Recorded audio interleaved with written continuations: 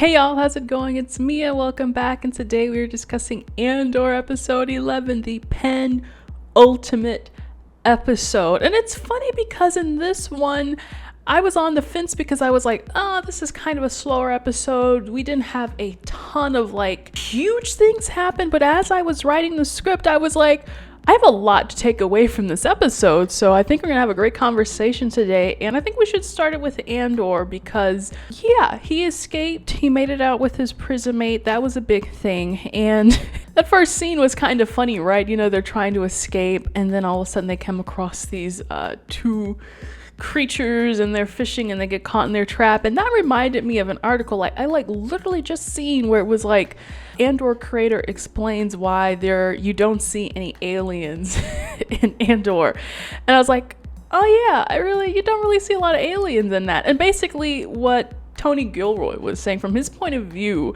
if we shall talk about this for just a second because I think it was kind of funny, he was like, this narrative of the rebellion really focuses on the humans, and he was also making a point to say the Empire they only employ humans, so he just wanted to keep it within the politics of humans. And I guess he was like, if you talk about aliens and bring aliens to the mix, now you're opening up a whole nother can and they have their own politics. And I was like, oh yeah, I get that. But I was also like, well, doesn't that mean then that the sentient aliens in Star Wars aren't equal to the humans in the Star Wars universe? Like, you know, a Greedo or your average Hutt, like, are they not the same as a human or even a Togruta or so?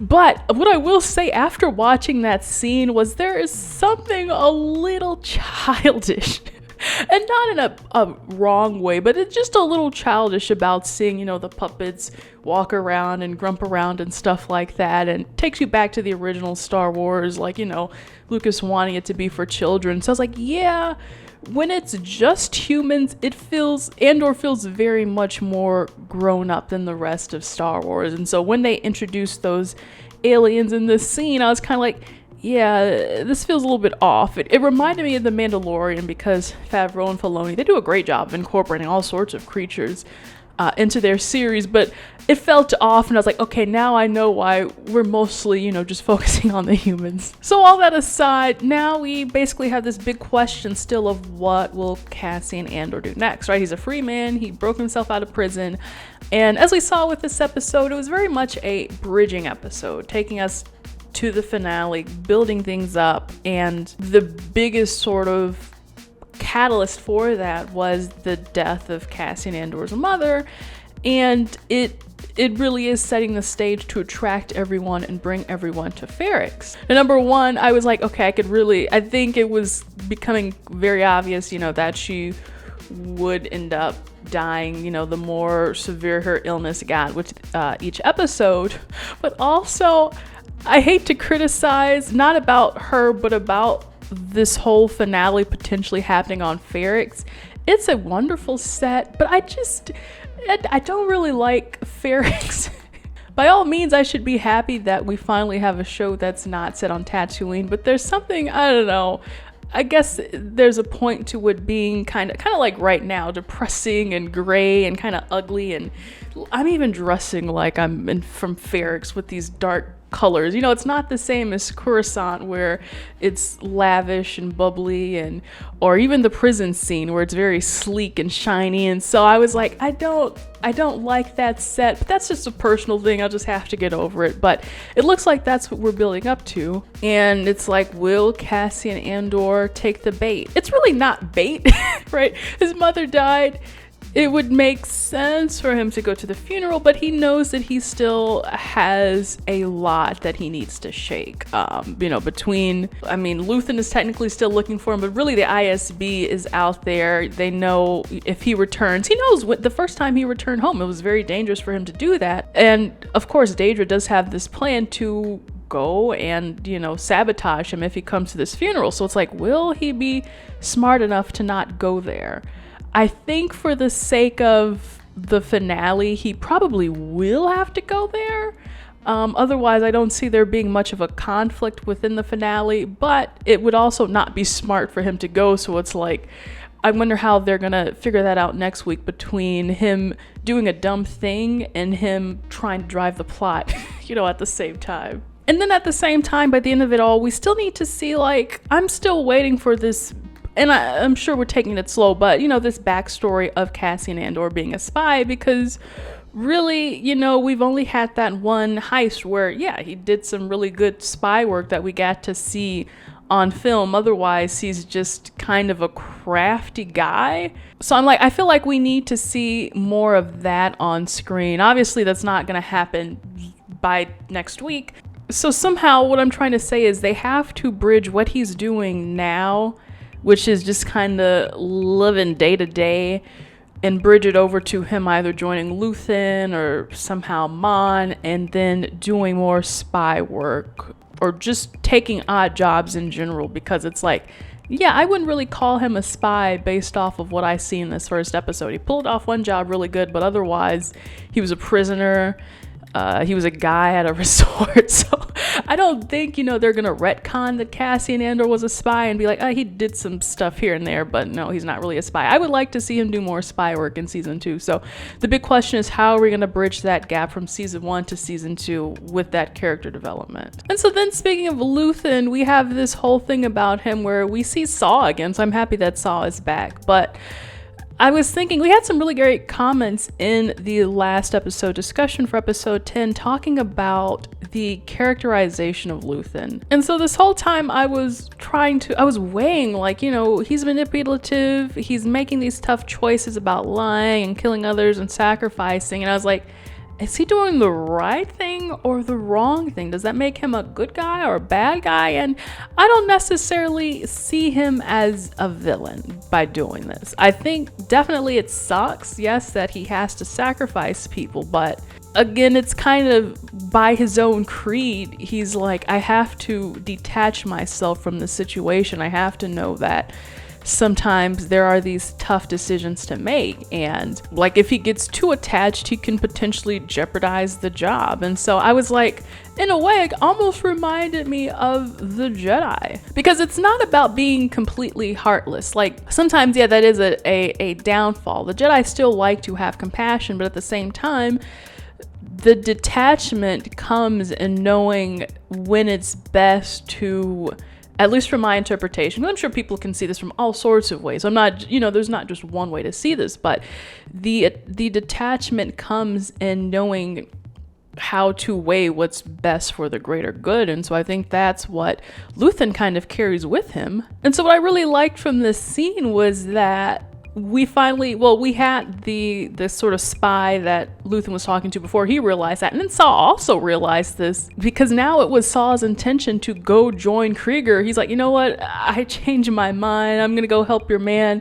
We're going to go do that heist or whatever. And it'll be cool, right? And Luthen was like, actually, I'm gonna tell you this, and it's not easy. The Empire knows about that, and they're gonna tear us apart, and they're gonna tear us to shreds, but I can't tell anyone, or else the Empire is gonna become aware of our plan.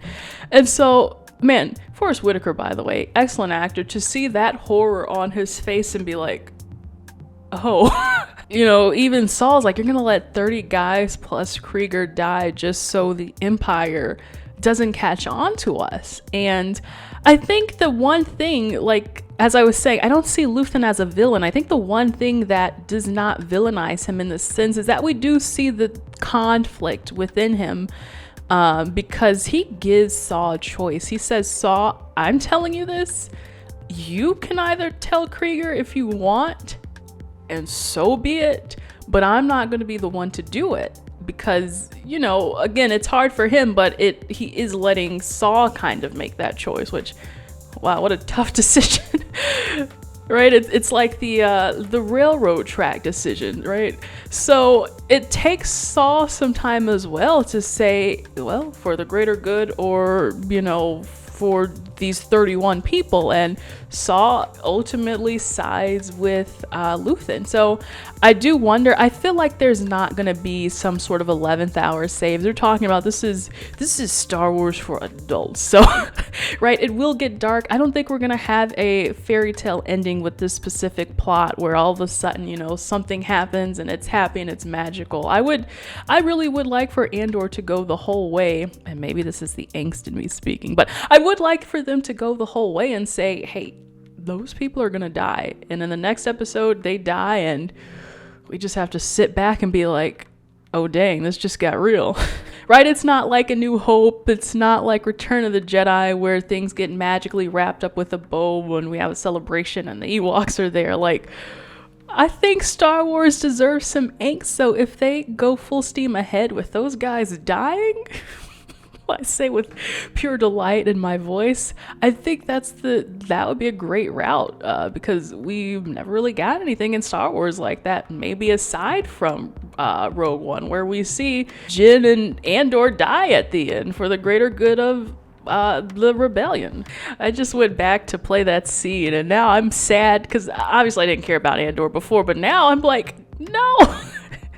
So anyway, as we're wrapping up with Luthen, I just want to talk about really quick the getaway scene between him and the Empire. I don't have much to say, but I thought that was a really awesome scene. I was on the edge of my seat. I think that one, out of all the, we didn't have a ton of action. That one was very actiony, so I just like to see his mind working, him escaping the Empire, him trying to pull his way out of the tractor beam. Like, can that happen? Apparently it can, so I was rooting for him in that regard, and I just had fun watching that scene. So lastly-ish, the last big section I want to talk about here is Mon Mothma, because in the last episode we talked about her going to the Thug. The Thug was going to make her a deal, and he was like, but only if you kind of maybe facilitate setting up my son with your daughter. And I was like, that's really deep for Star Wars. And genuinely, I was like, oh, there's no way Mon is going to do that. It's not her, she's a saint, right? And in this episode, my jaw was on the floor because I was like, oh, is she actually seriously considering this? And again, it's kind of like, what will this whole idea of the notion of the rebellion, trying to save yourself, trying to cover your tracks, what will that push you to do? And for Mon, as we saw, she's got a pretty big hole, right, in her accounting ledger, and she's very afraid of what's going to happen, so much so that it really does seem like she is considering that guy's proposal from the last episode. And I guess to her benefit, it looks like her daughter is taking well to Chandrillan customs, whatever sort of chanting they were doing, customs and rituals, she seems into it, so maybe that lessens the impact for Mon, because she's like, oh, my daughter fancies the old ways and the tradition, then maybe it should be so hard for me to give up my daughter. I think still, yeah, that's weighing heavy on her heart. And again, it's not just that she's giving away her daughter with her, when you're matchmaking, you want to matchmake your child with at least someone who's going to be a doctor or a lawyer. Duh. This guy, his father is a con man. So yeah, maybe it's good that her daughter likes tradition, maybe not so good that he's the son of a con man. So yeah, I'm going to be floored if Mon decides to make that sacrifice. I think it's already enough, at least for me, the fact that she actually is considering it. So I don't know how much more she can be pushed, but again, I'm like, yeah, I'm just loving seeing these darker sacrifices. This whole thing is about sacrifice, right? Even Luthen's right-hand woman talking about all the sacrifices day and night that she has to make. I thought it was a little on the nose to have another scene like that. Like, what am I sacrificing? What am I sacrificing? But I think it fits the theme well, and so we see this happening with Mon as well. Like, again, we might not have a great 11th hour save. We're not going to have Ewoks singing and dancing in the treehouse, so I really don't know what Mon is going to do. It's just an introduction, right? That's all he said, so maybe she will go ahead with it, but otherwise, yeah, I don't know how she's going to move this money. And actually, the very last thing that I want to talk about is our beloved Syril the android sent by CyberLife, because in this episode he's back and we see that he's still bent on catching Cassian Andor like some classic Looney Tune character, and in this one he gets a lead about the mother dying, that Andor could potentially be going to Ferrix. So I think it will be kind of funny, you know, if he's going to Ferrix and he's going to try to, you know, catch that darn Cassian Andor one more time. I think it will be funny to see how Cassian squashes him in this kind of game of cat and mouse. The only thing that I'm gonna say is that I think, you know, like next season, Syril's gonna have to move out of his mom's basement, or he's gonna have to get a girlfriend or something, because we need to see some character development from him. The same old cat and mouse chase. This isn't Tom and Jerry, and I felt, you know, with cat and mouse, I hated that in Obi-Wan. And so for now, I think it's funny for him to be the punching bag, but otherwise, if he doesn't have any character development by next season, if he is even returning next season, then I think he contributes nothing to the story. And so I'm like, dude, okay, you're gonna have to level up, or you're gonna have to let bygones be bygones, and you know, it's Roadrunner versus Wile E. Coyote, and you gotta realize you're never gonna catch that Roadrunner. So what's next? I got a list here. We got a lot hanging on, which could potentially lead to next season. Of course, Daedra planning to attack the funeral. It's more of this episode, or this coming episode. We need to figure out if Cassian Andor will attend the funeral. We need to know if Syril will do anything to stop him. Probably not. Or if the ISB themselves will just end up catching Cassian Andor, and what will happen of that. Or if Cassian Andor makes it out safe, what's going to happen afterwards? Is he going to join up with Luthen again? Or, you know, we gotta have some kind of cliffhanger, right? To make us, entice us to want to move in and see what happens next. And of course, what's going to happen next with the attack with Kreegyr. So I think there's a lot going on top of the decision that Mon is going to make, what's going to push her to become this big leader of the rebellion as we see her in the films. And yeah, I would just say these characters have grown on me. I really have been enjoying this. And well, we shall see what happens in the finale. So guys, please be sure to subscribe so you know when that final episode review comes out for Andor. Comment, let me know any and all of your thoughts from this conversation. Please leave a like, really helps me out on these videos. And also, if you're a Marvel fan, be sure to check out my Black Panther Wakanda Forever spoiler-free review. And I also have a spoiler discussion with a dear friend of mine posted on this channel. So tons to do in the meantime. And till then, I'll see you in the next video. Bye.